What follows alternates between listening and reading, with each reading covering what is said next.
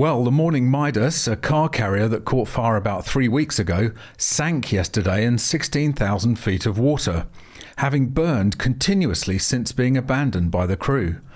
The fire was reported to have started on a deck carrying electric vehicles, and whilst we will likely never know the exact cause, we can be sure of one thing.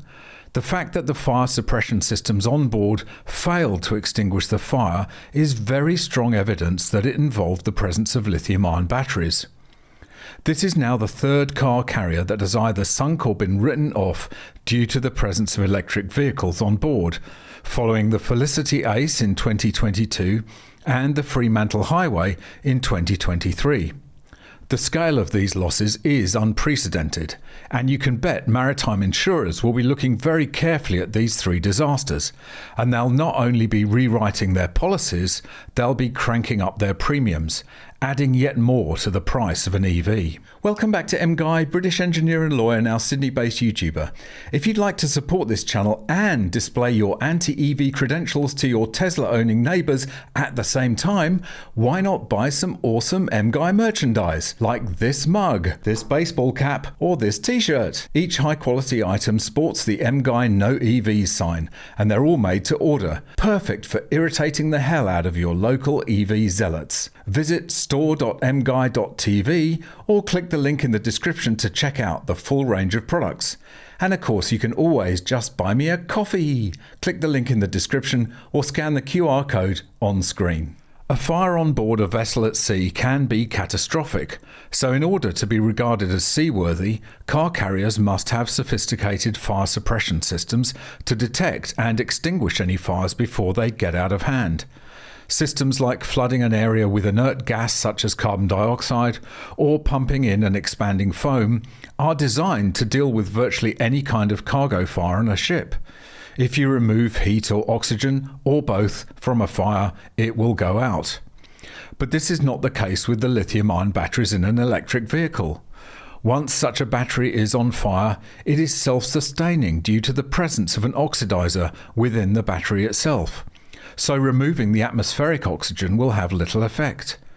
It also generates an enormous amount of heat as the fires burn at extremely high temperatures, making cooling the fire with water much less effective.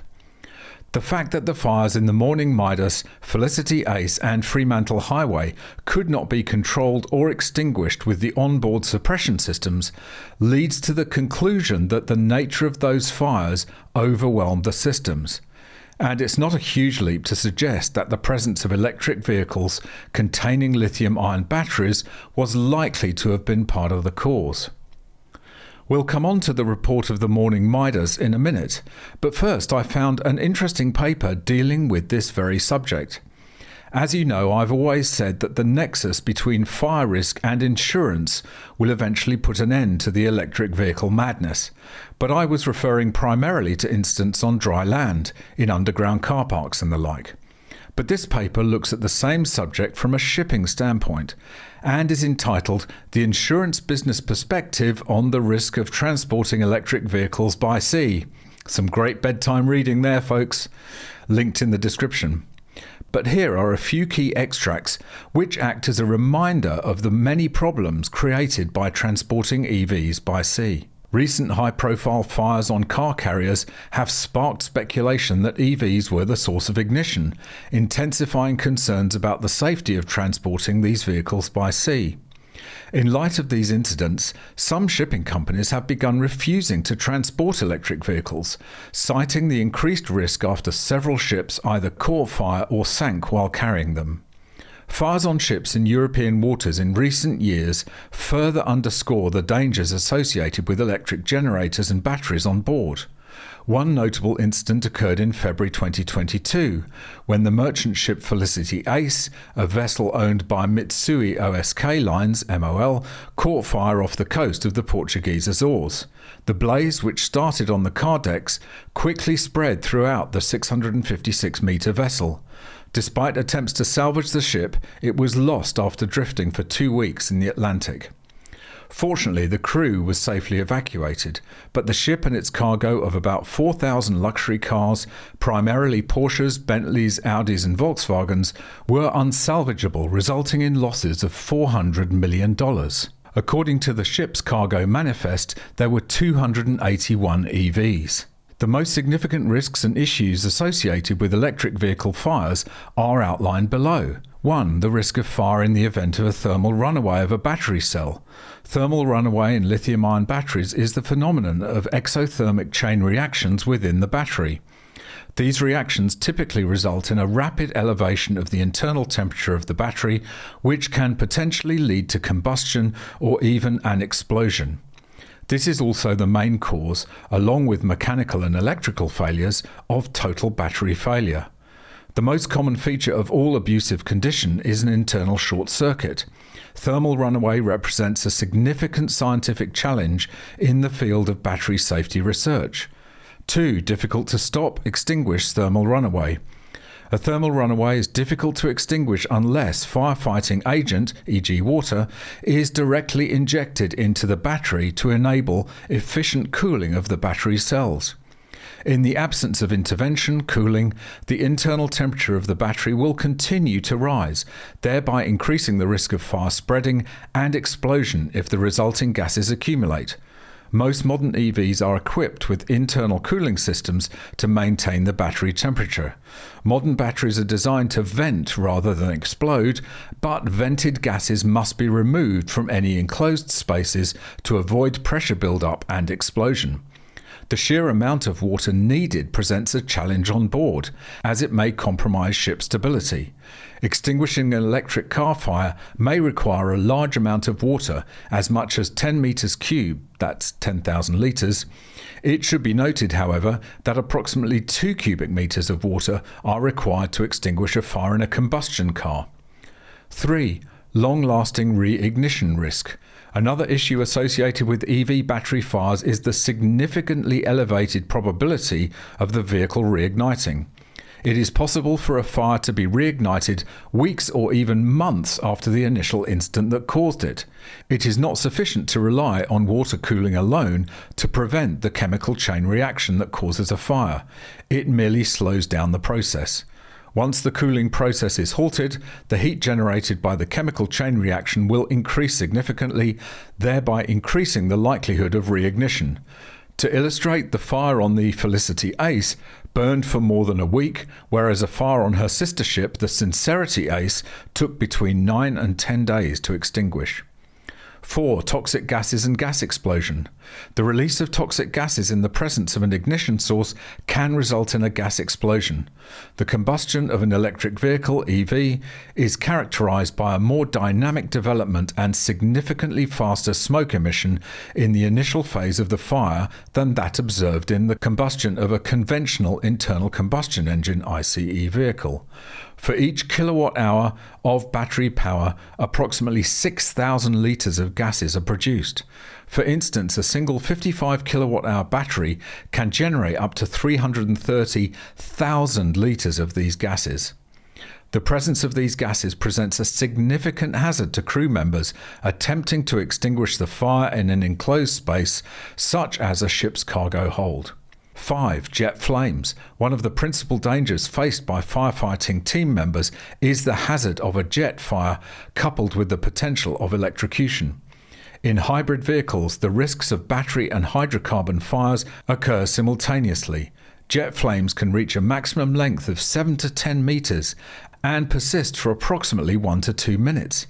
Additionally, they frequently contribute to the spread of fires on ships. And despite the paper being only a few months old, the conclusion is blunt. The respondents indicated that the insurance market for electric vehicles during maritime transport is currently characterized by a high degree of uncertainty. This uncertainty pertains to the insurance of EVs during maritime transport and to the insurance of the maritime carrier responsible for transporting this cargo. The current situation may be described as a state of stalemate. There is considerable concern about the potential for litigation against shipowners in relation to damage to cargo or their civil liability. Moreover, shippers, e.g. exporters of electric vehicles, may also be held legally liable in the event that these vehicles are transferred for transport. In other words, the regulations haven't caught up with the reality yet. But the Morning Midas will have raised even more questions about the safety of transporting EVs by sea, especially now that it has sunk. Burned out car carrier sinks in Pacific 3 weeks after fire began. Zodiac Maritime, managers of the car carrier Morning Midas, reports that it received information from the salvage team that the fire-damaged vessel sank in international waters. The fire had begun 3 weeks ago on one of the decks carrying electrical vehicles and grew quickly in intensity, forcing the crew to abandon ship. A salvage team from Resolve Marine took a week to reach the vessel because of its remote location, approximately 360 nautical miles southwest of the Aleutians in Alaska. The vessel was reported to be still burning when teams reached it on June the 9th, but they believed the water integrity had been maintained. A tow line was attached on June the 11th, and by the time a second salvage vessel, Garth Foss, arrived on June the 16th, thermal scans and visual inspections showed no signs of an active fire on board. Damage caused by the fire, compounded by heavy weather and subsequent water ingress, caused the Morning Midas to sink at around 16:35 local time zone on 23rd June, in waters approximately 5,000 metres deep and 360 nautical miles from land, a spokesperson for Zodiac Maritime reported. USCG Alaska said it was informed the vessel capsized Monday at 5:35 p.m. and sank to a depth of approximately 16,400 feet in international waters. The fire began on June 3rd, and Zodiac reported that the crew initiated the firefighting procedures and deployed the onboard fire suppression systems. However, with the intensity of the fire growing, the crew abandoned ship into one of the vessel's lifeboats and were rescued by a container ship, Costco Hellas, which had diverted to the area. The loss of Morning Midas is the second large car carrier to sink recently, with Felicity Ace lost in February 2022 south of the Azores in another incident that also involved electric vehicles. The following year, in July 2023, the Fremantle Highway caught fire off the coast of the Netherlands in another casualty involving electric vehicles. That vessel was a total loss, but was salvaged and towed to a port. The industry and insurers have warned about the dangers of electric vehicle fires and the potential for a runaway situation, which is very difficult to control. Weeks after the fire, during the salvage, electric vehicles removed from Fremantle Highway were still smouldering. The industry is working to develop enhanced fire precautions and techniques to deal with the dangers of transporting electric vehicles. Well, lithium-ion battery fires are an example of a low-risk, high-impact event, where the chance of a fire occurring is relatively low, but if or when it does, the consequences can be disastrous, including the loss of an entire vessel. The actuaries will be frantically pounding their abacuses to determine how these fires will affect insurance premiums for EV transport at sea. But with insurers having to pay out vast sums to cover these kind of losses, the only way they'll go is up. And that will eventually flow down to the consumers in the form of ever more expensive EVs. Thanks very much for watching. Really hope you enjoyed it. If you've got any tips or stories, go there. If you'd like to watch another video, go there. If you'd like to buy me a coffee, go there. And please subscribe to the channel.